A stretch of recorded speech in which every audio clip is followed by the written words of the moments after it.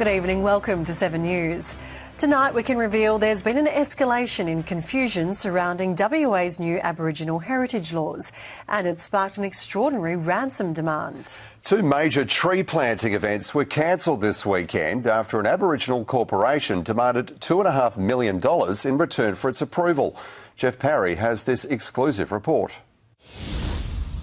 If the implementation of newly rewritten Aboriginal heritage laws wasn't in crisis before, it is now. The weekend planting of 5,500 shrubs and trees by 120 volunteers was cancelled. The seedlings now at risk of dying.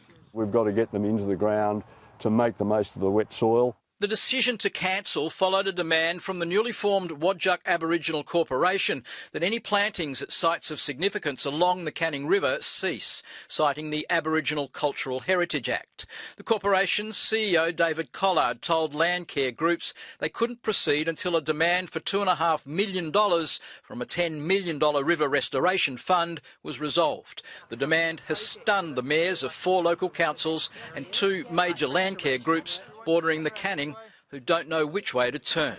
We're standing here today in solidarity with some of these environmental groups saying somebody needs to clarify this legislation. It has become somewhat of a mess. Stephen Johnston says the environment will suffer. We've got a whole lot of land groups across Perth and in WA whose work is critical to the fulfilment of Commonwealth, state and local government environment objectives. It's not just a nice thing to have, it is critical. We've got 4 dams on the Canning. It's under real issues.